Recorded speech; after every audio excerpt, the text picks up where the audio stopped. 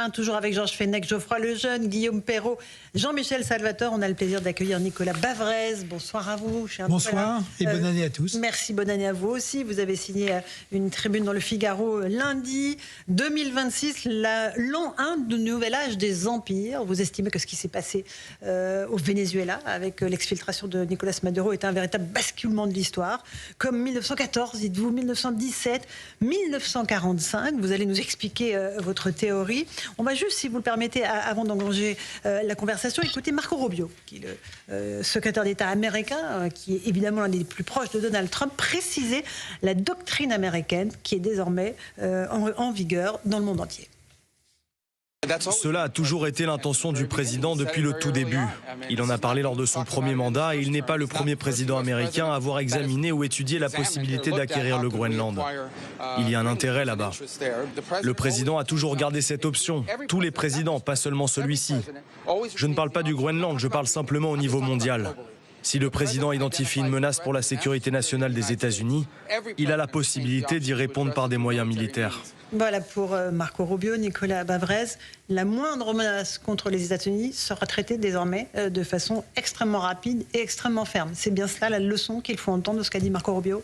Oui, je crois que ça va même au-delà parce que c'est dans la continuité de la nouvelle doctrine de sécurité nationale des États-Unis. C'est l'idée que maintenant, le monde est réparti entre des empires qui ont des zones d'influence et que la zone d'influence de l'empire américain va de la Terre de Feu jusqu'à l'Alaska et au Groenland. Et que les États-Unis veulent un droit de regard absolu sur ce domaine. Mais n'est-ce pas une réponse à justement l'hyperpuissance des autres empires, c'est-à-dire la Russie et la Chine ? Mais en fait, ce qui est paradoxal, c'est qu'il n'y avait qu'une seule hyperpuissance jusqu'à présent qui était les États-Unis. C'était la seule puissance globale. Les autres étaient justement des puissances contenues dans des zones d'influence. En fait, les États-Unis, d'une certaine manière, cantonnent leur puissance à une zone géographique qui est plus déterminée. Et ça pose évidemment le problème de leur lien avec leurs alliés, les alliés asiatiques, et puis bien sûr les alliés européens avec cette question du Groenland. Théoriquement, le Groenland ne pose aucun problème de sécurité aux États-Unis puisque le Groenland est couvert par l'Alliance Atlantique, qui est une alliance par ailleurs très largement dominée par les États-Unis. Donc il y a cette volonté de contrôle territorial qui est aussi d'une certaine manière peut-être la volonté de devenir, par le nombre de kilomètres carrés, le premier État du monde par l'étendue géographique, ce qui est pour l'instant le cas de la Russie. Pour rivaliser avec la Russie, oui. Évidemment. Vous dites pourquoi est-ce que vous dites que c'est un basculement de l'histoire? Vous comparez ça à la Première Guerre mondiale, à 1945? Oui, c'est un vrai basculement parce que pour l'instant, c'est la rupture avec l'ordre de 1945, qui d'ailleurs a été réassuré par les États-Unis, mais avec l'idée que cet ordre reposait sur un certain nombre de principes, d'institutions et de règles.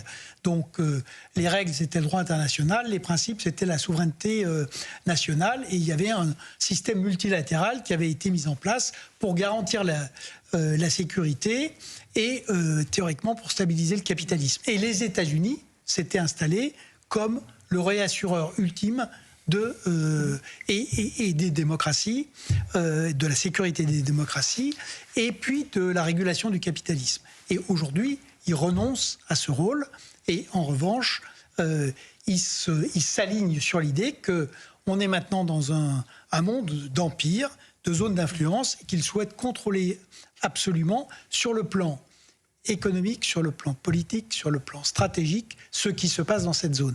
C'est un point qui a été sous-estimé sur le Venezuela, c'est que le Venezuela, on a beaucoup parlé du pétrole, on a parlé de la drogue, on a parlé des migrants, mais il y avait un vrai problème stratégique sur le Venezuela, puisque ça devenait une plateforme pour la Chine qui exploitait les matières premières, pour la Russie qui était en train d'intégrer le système de défense vénézuélien, et pour l'Iran qui avait installé une usine de drones avec une portée de 2000 km, donc qui pouvait frapper la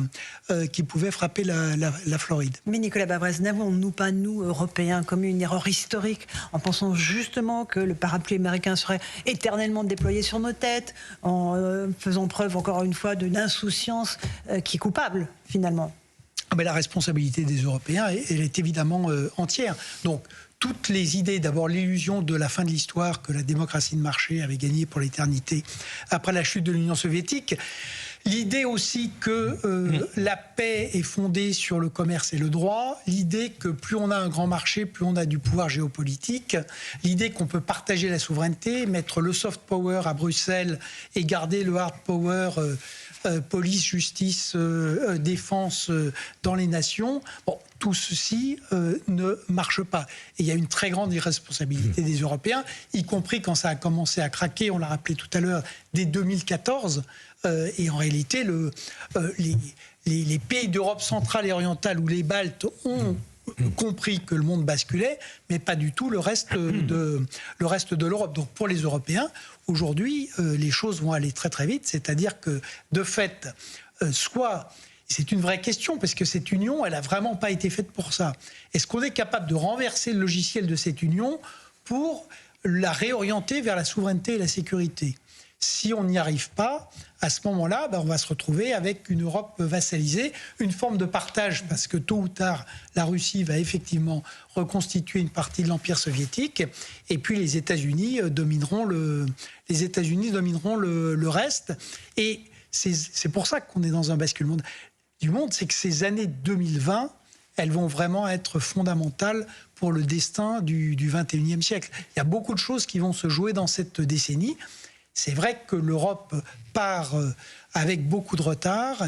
Elle part désarmée, vulnérable, prise en étau justement entre États-Unis, Chine, mais aussi la Turquie. Et pour autant, si elle acceptait de se remettre en cause, elle a quand même de vrais atouts, et elle peut devenir, j'allais dire, un endroit où subsiste de l'état de droit, de la liberté politique et un capitalisme à peu près régulé, qui ne soit pas un capitalisme de pure prédation, qui là aussi maintenant est une valeur commune des États-Unis, de la Chine et de la Russie. Nicolas Mavres, quelques questions de nos amis. Jean Schwenneck. Je trouvais très intéressante cette vision globale de ce qui est en train de se passer, un moment de bascule, effectivement.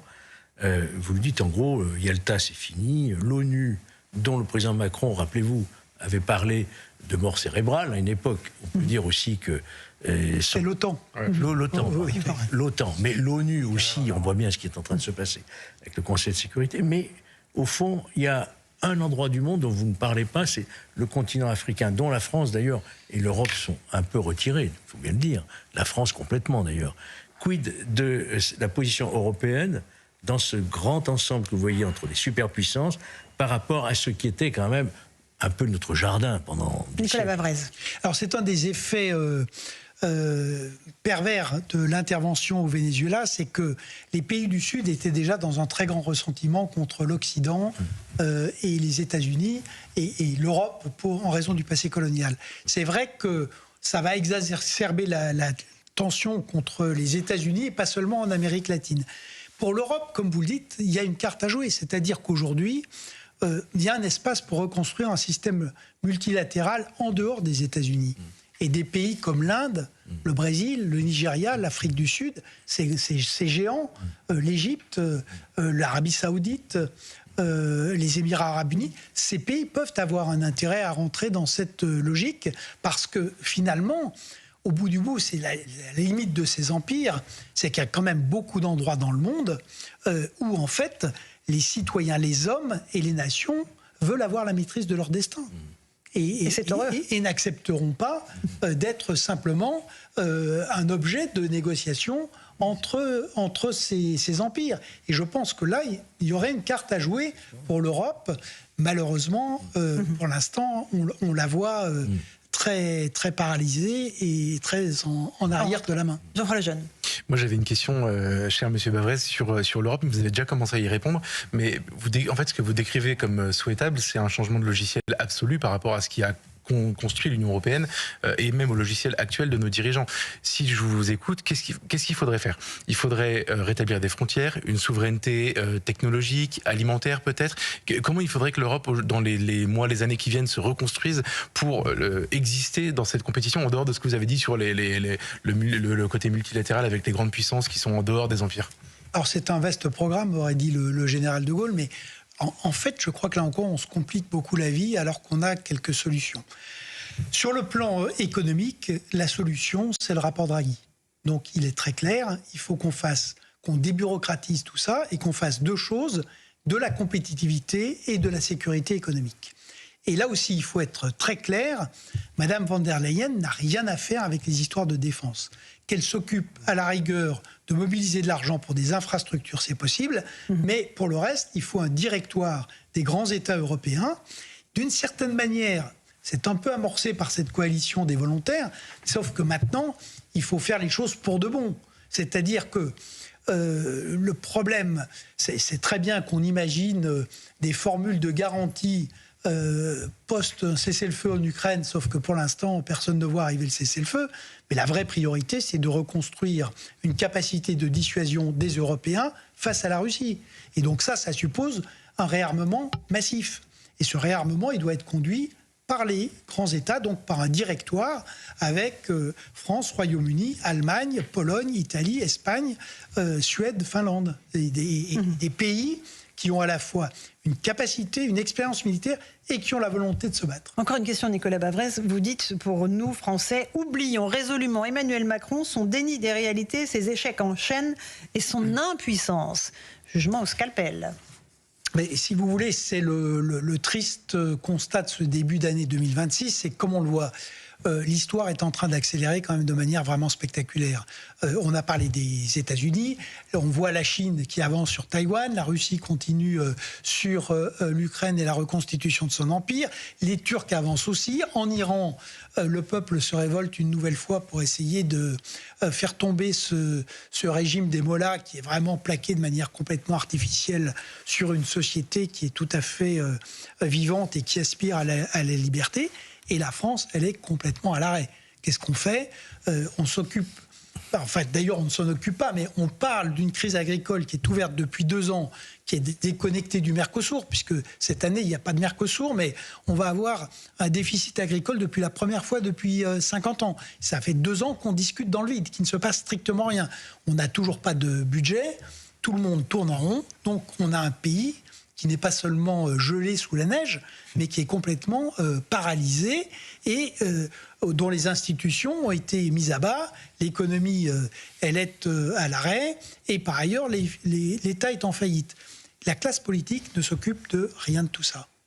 Et donc, c'est là qu'il y a un énorme problème. Donc, pour l'instant, on a cette perspective de l'élection présidentielle de 2027. On a un cycle électoral qui va démarrer avec les municipales au printemps de cette année. Et ce qui est vital, c'est que on arrive enfin à débattre de la situation véritable de ce pays et à essayer de construire une politique alternative, un projet, et à rassembler les citoyens sur un projet qui est de reconstruire une puissance de la France et de permettre à notre pays de redevenir j'allais dire, une partie prenante crédible de ce qui se passe. Mais vous voyez qu'y compris sur l'Ukraine, c'est très bien d'avoir ces sommets. Dans l'absolu, c'est par ailleurs une chose positive que d'avoir un réalignement entre les États-Unis et les Européens. Mais derrière, c'est pas un pays qui est en faillite et qui est incapable lui-même de se réarmer parce qu'il n'y a pas un sous-vaillant et que on discute d'économie de guerre. La seule chose que les industriels voient arriver, c'est des annulations de commandes. Et donc maintenant, refaisons comme en 58, remettons la France debout et ensuite on fera de la grande politique européenne et mondiale. Voilà un programme. Merci beaucoup Nicolas Bavrez d'être venu ce soir dans Punchline CNews et Europe 1. Merci Geoffroy, mon cher Georges, Guillaume et Jean-Michel. Dans un instant sur Europe 1, vous avez rendez-vous avec Pierre Devilleneux et sur CNews, bien sûr, Christine Kelly pour Face à l'info. Bonne soirée, à demain.